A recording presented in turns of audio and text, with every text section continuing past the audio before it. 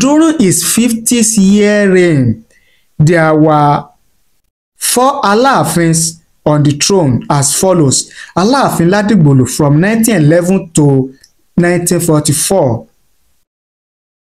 Aláàfin Adéníran Adéyẹmí II from 1945 to 1955. Aláàfin Bello Gbádégẹṣin Ládìgbòlù II from 1956 to 1968. Aláàfin Lámídì Ọláyíwọlá Adéyẹmí III from 1971 to 2002. None of these Aláàfins contested or protested against the leadership and chairmanship fathership of Ọọ̀ni Adésọjí Adérẹ̀mí.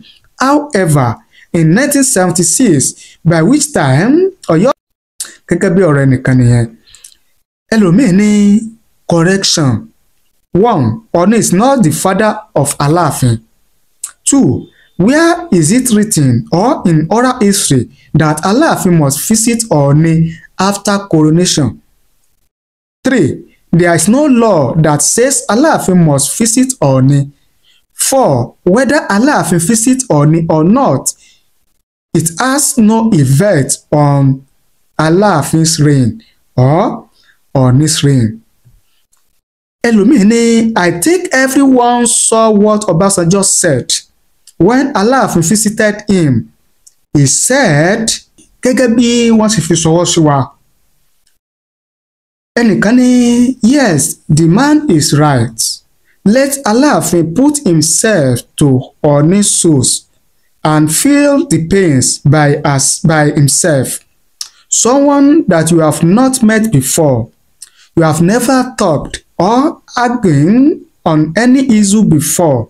Talk less of having any personal problems with him. Even if they had anything before now, this man has come and settled things with former Aláàfin for peace to reign, and even came to you to honor you in your coronation day.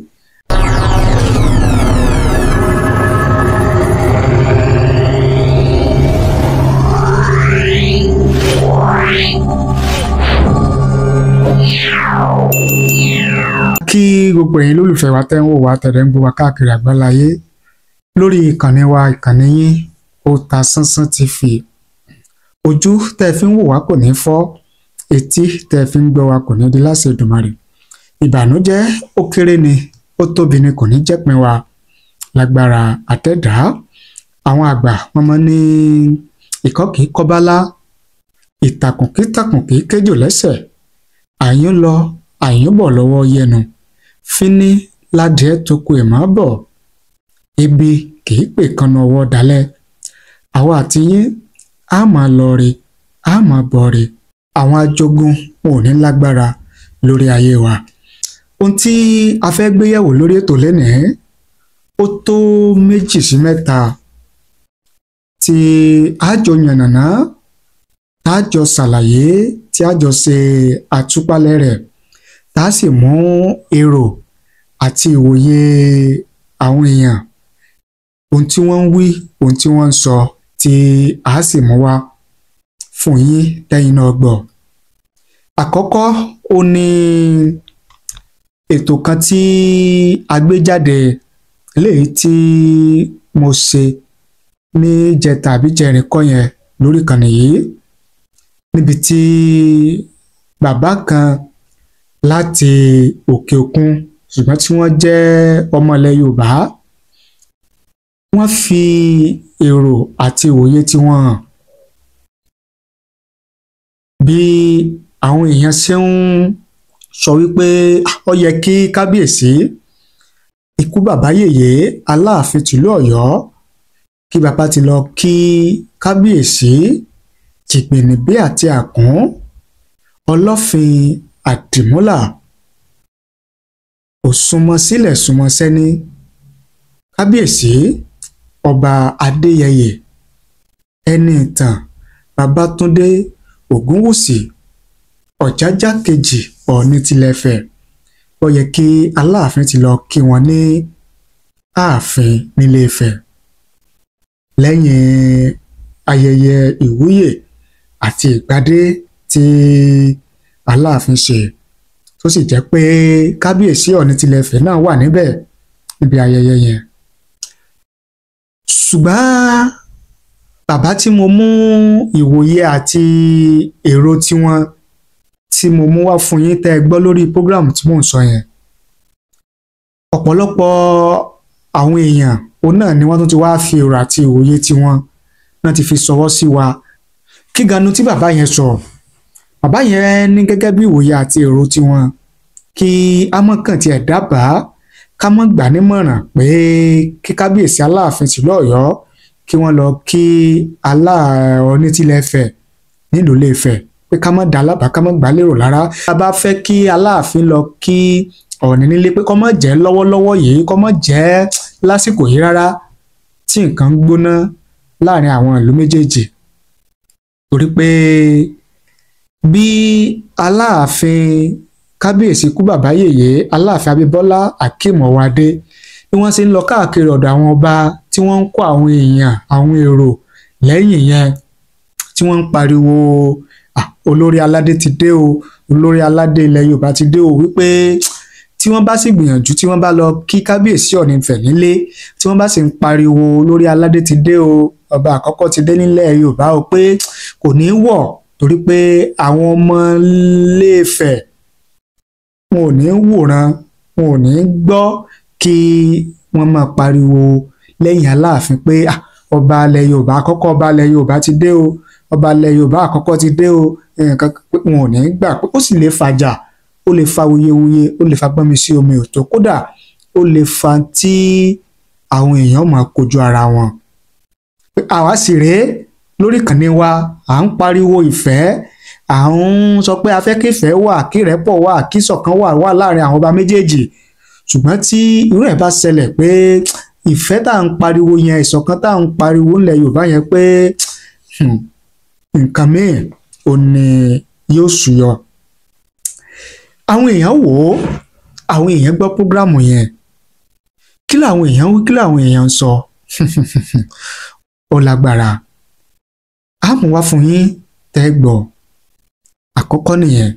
ẹ̀kejì náà tá a fẹ́ gbé yẹ̀wò ó ní ọ̀rọ̀ tí gómìnà ìpínlẹ̀ Ọ̀yọ́ ẹnjìníà Olúwaṣèyí Mákindé tó sọ wípé lórí project àtúnṣe ilé ìjọba táwọn fẹ́ ṣe nípínlẹ̀ Ọ̀yọ́, wípé yóò ná àwọn ní owó tó lé 63 bílíọ̀nù owó náírà, 63.4 bílíọ̀nù náírà, pé inú máa ná àwọn láti ṣe àtúnṣe sí iléeṣẹ́ ìjọba nípínlẹ̀ Ọ̀yọ́. ìgbà tó sọ ọ̀rọ̀ yẹn tí ìròyìn yẹn jáde, ó ní àwọn ọmọ ìpínlẹ̀ Ọ̀yọ́ káàkiri àgbáńláyé ó ní wọ́n ti wá ń fi ọ̀rọ̀ àti òye tí wọ́n hàn lórí owó tí wọ́n fẹ́ láwọn fẹ́ ná lórí àtúnṣe iléeṣẹ́ ìjọba yẹn. ṣùgbọ́n ká má parọ́ fúnra wa, ọ̀pọ̀lọpọ̀ àwọn tí wọ́n ń sọ̀rọ̀ tí wọ́n ń fi ìwòye àti èrò tí wọ́n hàn lórí owó tí ìjọba ìpínlẹ̀ Ọ̀yọ́ fẹ́ ná yẹn, ọ̀pọ̀lọpọ̀ àwọn tí wọ́n ń sọ̀rọ̀ tí wọ́n ń fi ẹ̀hónú wọn hàn ní wípé tí wọ́n sọ ní wípé owó yẹn ti pọ̀ jù, 63.4 bílíọ̀nù náírà lórí pa fẹ́ ṣe àtúnṣe iléeṣẹ́ ìjọba tí ìṣèpá àṣẹṣẹ fẹ́ kọ́, tá bá fẹ́ ṣẹ̀ṣẹ̀ kọ́ gan èlò ló máa ná wa, pé owó yẹn ti pọ̀ jù, pé àwọn ètò míì wà ńlẹ̀ tí ìjọba lè náwó sí tó lè mú ìdẹ̀rùn báráàlú, tó lè mú ìgbésí ayé aráàlú bẹ́ṣúẹ́ sí ju ti tẹ́lẹ̀ lọ. ìjọba ọ̀nà lébẹ̀ pé àtúnṣe iléeṣẹ́ ìjọba lásán ni wọ́n fẹ́ ná owó tó lé ní 63.4 bílíọ̀nù náírà. gbàtàwuyewuye yẹn pọ̀, ó kún tó jẹ́ kí gómìnà ìpínlẹ̀ Ọ̀yọ́ ẹnjìníà Olúwaṣèyí Mákindé tó jẹ́ kó jáde bóun fẹ́ bá àwọn ọmọlẹ́gbìmọ̀ asòfin nípínlẹ̀ Ọ̀yọ́ sọ̀rọ̀. ìbánisọ̀rọ̀ yẹn, àlàyé bí wọ́n ti fẹ́ náwó yẹn àti àwọn ọ̀rọ̀ míì tó ń lọ nípínlẹ̀ Ọ̀yọ́, ó wáyé ní ọjọ́ Friday, ọjọ́ 20 oṣù kẹfà ọdún tá a wà yìí.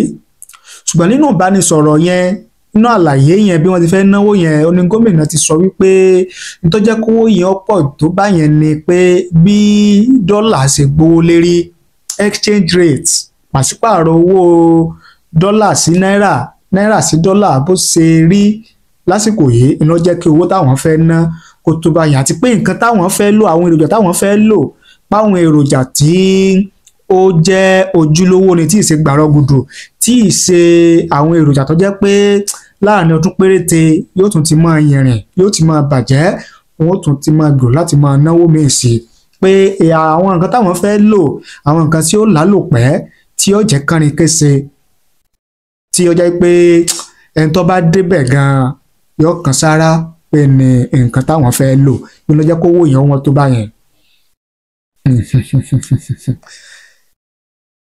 Ẹ̀yin gẹ́gẹ́ bí ẹnìkan, kí lè ròyìn, kí ni ìwòye yín lórí ọ̀rọ̀ tí gómìnà sọ yìí àti lórí owó tí wọ́n láwọn fẹ́ ná láti fi ṣe àtúnṣe ilé ìjọba nípínlẹ̀ Ọ̀yọ́ 63.4 billion naira. Ẹ máa fi èrò àti ìwòye tí yín ẹ máa fi ṣọwọ́ sí wa láàyè kọ́mẹ̀ nísàlẹ̀ fídíò yìí, torí pé owó ìpínlẹ̀ Ọ̀yọ́ ni, kì í ṣowó ilé gómìnà Mákindé, kì í ṣowó ilé olórí ilé ìgbìmọ̀ asòfin, kì í ṣe lórí owó ilé kọmíṣánná kankan, kì í ṣe owó ilé àwọn ọmọ asòfin ìpínlẹ̀ Ọ̀yọ́ kankan, owó gbogbo ọmọ ìpínlẹ̀ Ọ̀yọ́ tilé toko, nílé lájò, tọmọdé tàgbà tóbìnrin tọkùnrin ni. Owó wa náà fẹ́ ná yẹn, owó aráàlú náà fẹ́ ná, jẹ́ kí n sọ báyẹn. Kí lè ròyìn, kí ni ìwòye tiyín? Tó bá jẹ́ yìí ni gómìnà, pẹ̀lú awuyewuye táwọn èèyàn, èrò táwọn èèyàn ń sọ yìí, kí lẹ̀yin ó ṣe, kí ni ìgbésẹ̀ tẹ́yin ó ṣe? Ẹ fi ṣọwọ́ sí wa láàyè kọ́mẹ̀ntì nísàlẹ̀ fídíò yá ká, a sì ṣe àgbéyẹ̀wò rẹ̀. Ẹ wá jẹ́ kí n mú èrò àti ìwòye àwọn tí wọ́n wo ètò eléyìí tí mo ṣe lórí ìkànnì yìí ní nǹkan bíi ìjẹta àbí ìjẹrin, ọjọ́ 3 sí 4 sẹ́yìn, lórí pé àwọn kan sọ wípé k'Aláàfin kó lọ kí kábíyèsí Ọọ̀ni Ilé Ifẹ̀ ní ààfin wọn nílé Ifẹ̀. Bẹ́ẹ̀ làwọn kan sọ wípé ká mọ́ gbà lérò láti jẹ́ pé kí kábíyèsí Aláàfin tìlú Ọ̀yọ́ kó lọ kí Ọọ̀ni ti Ilé Ifẹ̀ nílùú Ilé Ifẹ̀. Ọ̀pọ̀lọpọ̀ àwọn èèyàn ní ti fi ìwòye àti èrò tí wọ́n ṣọwọ́ sí wa, léyìí tí a mú wá fún yín. Ṣùgbọ́n kí n tó mú wá fún yín, ẹ jẹ́ kí n pé àwọn lọ́gun lórí ètò yìí pé a nílò ìrànlọ́wọ́ ẹ̀yin lólùfẹ́ wa tẹ́ ń wò wá tẹ̀lé ń gbọ́ wa lórí ìkànnì yìí láti ṣe àgbéga ìkànnì yìí, torí pé a nílò àwọn irinṣẹ́ kọ̀ọ̀kan tá a fi lè máa gbóhùn sáfẹ́fẹ́, tá a fi lè máa gbóhùn jáde tí ó tún fi máa jágere jù báyìí lọ. Tí stúdíò wa, yàrá tá a ti gbóhùn sáfẹ́fẹ́ tí ó fi lè ta sánsán jù báyìí lọ, yóò ti yé yín. A nílò àwọn nǹkan kankan àti àwọn nǹkan kankan, àti sọ ti pẹ́ lórí ìkànnì yìí. Ṣùgbọ́n mo mọ̀ wípé ẹ̀yin onídùndùn ọlọ́rẹ, ẹ̀yin lẹ́yinjú àánú, tẹ́ ẹ fẹ́ràn lo Yorùbá, tẹ́ ẹ sì fẹ́ràn nǹkan tá à ń ṣe, mo mọ̀ wípé ẹ̀yin náà ti ń gbọ́. Ẹ ràn wá lọ́wọ́, ẹ kún wa lọ́wọ́ kí àyípadà rere kó lè bá kànnì yìí. Ẹ ṣé bẹ́ẹ̀ ṣe ń wò wá, ẹ ṣé bẹ́ẹ̀ ṣe ń gbọ́ wa. A nílò àwọn microphones tí ó ṣe dáadáa, computer system tó ṣe dáadáa, tá fi máa ṣe live streaming, tẹ́ fi lè máa pè wọlé direct. A nílò rẹ̀. A nílò solar power system tó lè máa gbé àwọn irinṣẹ́ yìí. Digital console, studio console, a nílò rẹ̀. Àti kámẹ́rà tó jiná dénú tí ó mọ́lẹ̀ kedere 2 mẹ́ta, a nílò rẹ̀. Ẹ̀yin àgbàlẹ̀ sọ wípé tá a bá rẹ́ni bálà ó là kì í yá. Ẹ ràn wá lọ́wọ́, ẹ kún wa lọ́wọ́. Gbogbo tẹ́ ẹ bá ṣe fún wa, orí ìkànnì yìí náà lánàá lé. Ìṣe dandan owó,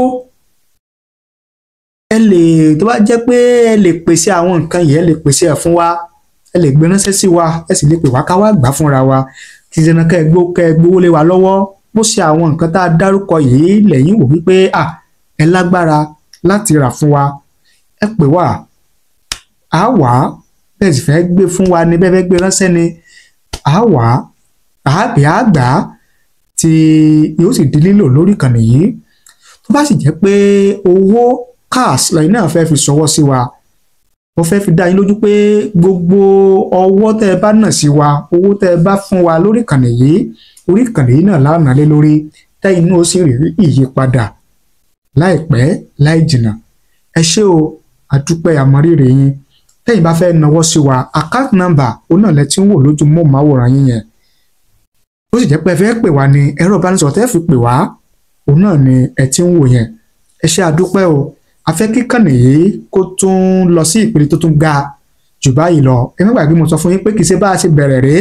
Gbogbo àwọn nǹkan tẹ́ ń wò yìí tá à ń lò, iná, microphone, kámẹ́rà tá à ń lò, kì í ṣe bá a ṣe bẹ̀rẹ̀ rèé, àní níbẹ̀rẹ̀. Nígbà tí ìdàgbàsókè ń bá wa, òun náà ni alágbára láti ra àwọn nǹkan yẹn tá à ń lò. Ṣùgbọ́n a tún wò wípé ó tún lè dáa jù báyìí lọ, ó tún lè ta sánsán jù báyìí lọ. La fi ń pè yín pé kẹ́ ẹ ràn wá lọ́wọ́, ká jọ ṣe, kẹ́ ẹ gbé wa lárugẹ, kẹ́ ẹ ṣàtìlẹ́yìn fún wa, ó sì mọ̀ pé ẹ ṣe lágbára Ọlọ́run. Gẹ́gẹ́ bí wọ́n sì fi ṣọwọ́ sí wa, ẹnìkan ní yes, the man is right. Let Aláàfin put himself to Ọọ̀ni's shoes and feel the pains by himself. Someone that you have not met before.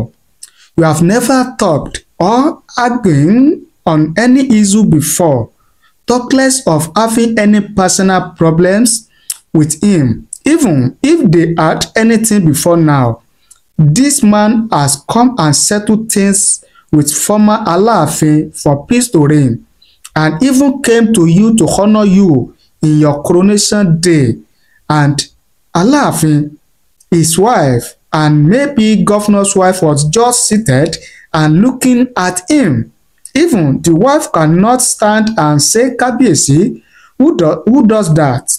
Your Aláàfin was just came with war, envy, jealousy, and hatred, which is not right as a new king, even as a woman being. Ọọ̀ni too has blood running in him. Bible said, do what you want others to do for you, for them. Respect is reciprocal, and Ọọ̀ni is not just an ordinary Ọba that Aláàfin wife will even disrespect. So let's call a spade a spade. Gẹ́gẹ́ bí ọ̀rọ̀ ẹnìkan nìyẹn. Ẹlòmíì ní correction. 1. Ọọ̀ni is not the father of Aláàfin. 2. Where is it written or in oral history that Aláàfin must visit Ọọ̀ni after coronation? 3. There is no law that says Aláàfin must visit Ọọ̀ni. 4. Whether Aláàfin visit Ọọ̀ni or not, it has no effect on Aláàfin's reign or Ọọ̀ni's reign. Ẹlòmíì ní, I think everyone saw what Ọbásanjọ́ said when Aláàfin visited him. Ẹlòmíì ní, àgbà kò kọ́gbọ́n ní ọ̀rọ̀ tí bàbá yẹn sọ. Ẹlòmíì ní, kàtìkàtì lásán òun ni bàbá tó pè wọlé yẹn sọ. Prince Royal, àwọn ní ìfẹ́ ni Ọọ̀ni gbé dání, kò ní ìkùnsínú pẹ̀lú ẹnìkankan. Bàbá ń retí ní ìgbàkígbà kí Aláàfin kó wá kí wọn nílé. Ẹnìkan ní, I completely agree with the caller's analysis. If at all the Aláàfin will have to visit Ọọ̀ni in his palace at Ife, he will have to caution his aides to behave themselves. For example, their hailing of Aláàfin as Olórí Ọba Yorùbá in the palace of Ọọ̀ni will create not just physical chaos, but a grave treasonable felony against the Ọọ̀ni and entire Yorùbá land. The resultant effect of this has the potential to create bad blood among the Yorùbá rank and filed globally, and this is exactly what the Oyo people are looking for. There is no record of any Aláàfin disrespecting or challenging the father figure of Ọọ̀ni until the time of late Aláàfin Lamidi Adeyemi, who challenged the headship of Ọọ̀ni Okunade Sujoade Olubusi II. Aláàfin Lamidi Adeyemi nor any of the Aláàfins before him did not challenge the authority of Ọọ̀ni Adesoji Aderemi nor any of the Ọọ̀nis before him. Between 1930 and 1980, Sir Adesoji Aderemi, the then Ọọ̀ni of Ife, was the chairman of all meetings of Obas in the Southwest, including the Midwest, that was later carved out of Southwest. During his 50th-year reign, there were 4 Aláàfins on the throne as follows: Aláàfin Ladigbolu from 1911 to 1944. Aláàfin Adeniran Adeyemi II from 1945 to 1955. Aláàfin Bello Gbadegesin Ladigbolu II from 1956 to 1968. Aláàfin Lamidi Ọláyíwọlá Adéyẹmí III from 1971 to 2002. None of these Aláàfins contested or protested against the leadership and chairmanship, fathership of Ọọ̀ni Adesoji Aderemi. However, in 1976, by which time Oyo State was created, when the Ọọ̀ni became old and too weak to attend meetings and events, he delegated Aláàfin Lamidi Adeyemi to chair the meetings of Oyo State Council of Obas. Ọọ̀ni Adesoji Aderemi eventually passed away in 1980. The rebellion started when Ọọ̀ni Okunade Sujoade was enthroned to succeed Ọọ̀ni Adesoji Aderemi, as the former started claiming that he is the head of all Yoruba Obas, including Ọọ̀ni. The behavior instituted by Aláàfin Lamidi Adeyemi is what the Oyo people have now put in the head of Aláàfin Owode, and which inform his current behavior. Their current position is that it is either all Yoruba Obas, including the Ọọ̀ni, accept the supremacy of Aláàfin over all other Obas in Yoruba land, or Yoruba people globally will not have peace. The onus is on the Yoruba people to let Aláàfin know that no matter how strong or powerful the Aláàfin stool is, Ọọ̀ni stool remains the greatest among all Yoruba Obas stools. Put another way, Ọọ̀ni remains first among equal and not Aláàfin. Aláàfin and Oyo people should please allow peace to reign in Yoruba land. God bless Yoruba land. Amen. Gẹ́gẹ́ bí ẹlòmíì ó sì fi ọ̀rọ̀ àti òye tí wọ́n hàn, òun náà ní ẹ gbọ́ tí àmúwá tí ẹ ti gbọ́ yẹn. Ẹlòmíì ní someone is saying rubbish to you on the program and you are still respect him. Okay sir, Oyomesi, this kind of controversy not good on your program, please. Okay. Gẹ́gẹ́ bí ìwòye àti èrò àwọn èèyàn lórí program tá a mú wá níjẹta tàbí jẹrin lórí ìkànnì yìí, òun náà lẹ ti gbọ́ tí a mú wá fún yín yẹn. Ẹ̀yin gẹ́gẹ́ bí ẹnìkan, kí ni èrò àti ìwòye tiyín? Ẹ fi ṣọwọ́ sí wa láàyè comment nísàlẹ̀ fídíò yìí lórí pé k'Aláàfin kó lọ kí Ọọ̀ni nílé, kí ìfẹ́ kó lè bá wà, kí àjọṣepọ̀ kó lè bá wà nílẹ̀ láàrin àwọn méjèèjì, kí lọ síwájú kó lè bá àbálẹ̀ Yorùbá. Ẹ fi ọ̀rọ̀ àti ìwòye tiyín ẹ fi ṣọwọ́ sí wa láàyè comment nísàlẹ̀ fídíò yìí. A kà á sì ṣe àgbéyẹ̀wò rẹ̀, ó sì ṣe voice note tàbí direct call lẹ́yìn fẹ́ ṣe fún wa, lẹ́yìn fẹ́ fi bá wa sọ̀rọ̀. Ojú òpó tẹ́yìn bá wa sọ̀rọ̀ òun náà lẹ ti ń wò lójú móhùnmáwòrán yín yẹn. Ẹ ṣé bẹ́ẹ̀ ṣe ń wò wá, ẹ ṣé bẹ́ẹ̀ ṣe ń gbọ́ wa, àmọ̀rírì yín. Ẹ bá ní pín, ẹ bá ní share rẹ̀ kó lè káàkiri àgbáláyé, kó lè rìn jìnnà dáadáa. Thank you. God bless you.